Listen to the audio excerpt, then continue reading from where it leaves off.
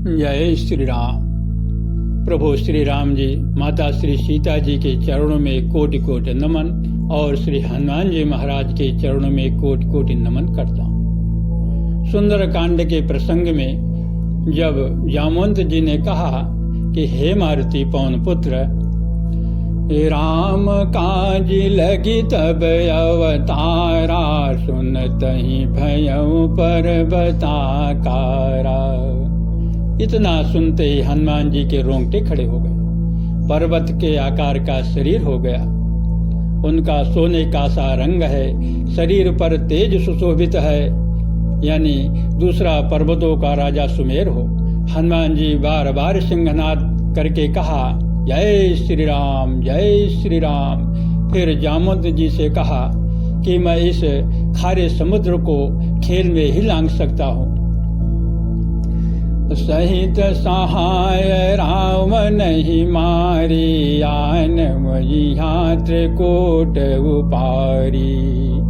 जामवंत मय पूछम तोहि, उचित सिखावन दीजहु मोहि। हनुमान जी ने कहा, सहायकों सहित रावण को मारकर त्रिकूट पर्वत को उखाड़कर यहाँ ला सकता हूँ। हे जामवंत जी, मैं तुमसे पूछता हूँ, तुम मुझे उचित सीख देना कि मुझे क्या करना चाहिए। तब जामवंत जी ने कहा, हे पवन पुत्र, इतना करहु तात तुम जाई, सीतहि देखि कहूँ सुधियाई। जामवंत जी ने कहा, हे तात, तुम जाकर इतना ही करो कि सीता जी को देख कर लौट आओ और उनकी खबर कह दो। फिर कमल नयन श्री राम जी अपने बाहुबल से ही राक्षसों का संहार कर सीता जी को ले आएंगे। श्री राम जी केवल खेल के लिए ही वह वानरों की सेना साथ लेंगे। और तुलसीदास जी हनुमान जी की वंदना करते हैं। अतुलित बलधामम हेम शैलाभ देहम, धनुजवन कृशानुम ज्ञानिनाम अग्रगण्यम। सकल गुण निधानम वानराणाम धीशम, रघुपति प्रिय भक्तम वात जातम नमामि। अतुल बल के धाम, सोने के पर्वत अर्थात सुमेर के समान कांति युक्त शरीर वाले दैत्य रूपी वन को ध्वंस करने के लिए अग्नि रूप, ज्ञानियों में अग्रगण्य, संपूर्ण गुणों के निधान, वानरों के स्वामी श्री रघुनाथ जी के प्रिय भक्त श्री हनुमान जी को मैं प्रणाम करता हूँ।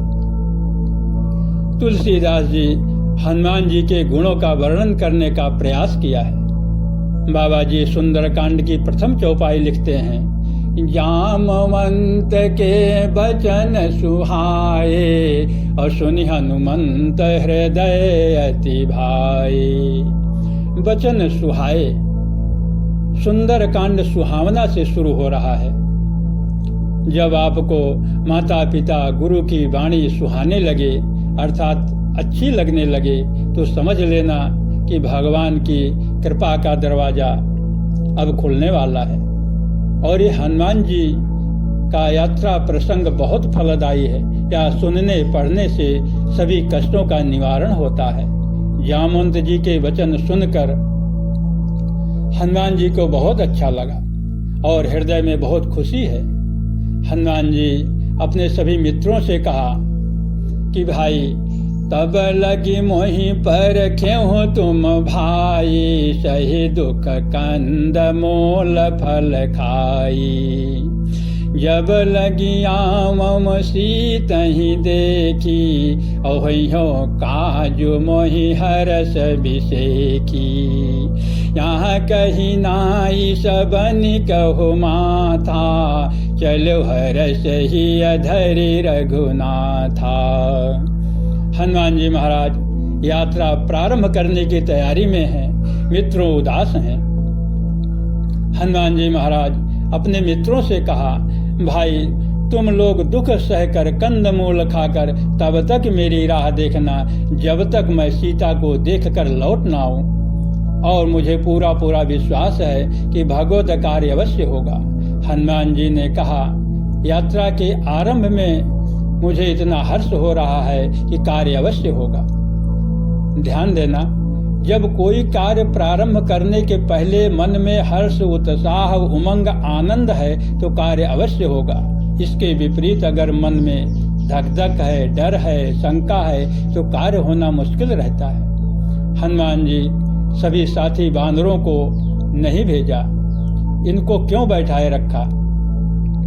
हनुमान जी को मालूम था कि शायद लंका में मैं मुसीबत में पड़ गया तो इनमें से कोई भी व्यक्ति हमारी मदद करने नहीं आ सकता, सभी का बल सीमित है। तो ऐसा कहने की जरूरत थी कि मैं राम कार्य करने जा रहा हूँ, आप लोग राम के पास चले जाओ, कार्य करके मैं वहीं आऊंगा। हनुमान जी की यहाँ दृष्टि है। हनुमान जी जानते हैं कि सब मित्रों चले जाएं और मैं राम कार्य करके अकेला अगर वहां पे जाऊं और राम को वंदन करके सारी बात कहूं तो यश केवल मुझे ही मिलेगा और यश के भागी मेरे सभी साथी नहीं होंगे। राम कार्य यहाँ से लोग कदापि नहीं कर सकते, लेकिन यहाँ तक तो सबने यात्रा की है, अतः ये लोग भी यश के भागी बनने चाहिए। इसलिए हनुमान जी ने कहा, आप सब मेरी प्रतीक्षा करना, कंद मूल खाना, मैं जरूर आऊंगा। ऐसा कहकर हनुमान जी हम सबको सीखने योग्य कार्य किया है। इस राम टुकड़ी में केवल एक ही ऐसा मर्द है जो भगवत कार्य कर सकता है। फिर भी हनुमान जी की विनम्रता देखो। यहाँ कही नाई सबन कहु माथा, चले हरस ही अधरी रघुनाथा। हनुमान जी सबको मस्तक नवाया। भाई कार्य तो वही कर सकता है जो सकल लोक में सबको वंदे। हनुमान जी सबको कहा, भाइयों आशीर्वाद दो। मित्रों जय जयकार करते हैं। फिर हनुमान जी ने श्री रघुनाथ जी को हृदय में धारण करके हर्षित होकर आगे की यात्रा प्रारंभ करते हैं। ध्यान देना कि हनुमान जी महावीर, अतुल बल के धाम, सभी गुणों के भंडार, ज्ञानियों में अग्रगण्य, लेकिन सभी को मस्तक नवाया। इससे यह शिक्षा मिल रही है कि जो भी व्यक्ति को अगर भगवान प्रभुता दें तो प्रभुता में, अमीरी में खो नहीं जाना चाहिए, अर्थात अहंकार नहीं करना चाहिए, क्योंकि अहंकार सिर का प्रतीक है। लोग टूट सकते हैं, झुक नहीं सकते। अगर सिर झुकाते हैं तो अहंकार आकर पृथ्वी पर गिरता है और ओंकार आकर हृदय में बैठ जाता है। अहंकार और ओंकार का कोई रिश्ता नहीं है। जहाँ पर अहंकार होता है वहाँ पर ओंकार नहीं, और जहाँ पर ओंकार है वहाँ अहंकार नहीं होता। हनुमान जी महाराज सबकी मनोकामना पूरी करें, सबका कल्याण करें और आगे की यात्रा अगले ऑडियो में। जय श्री राम।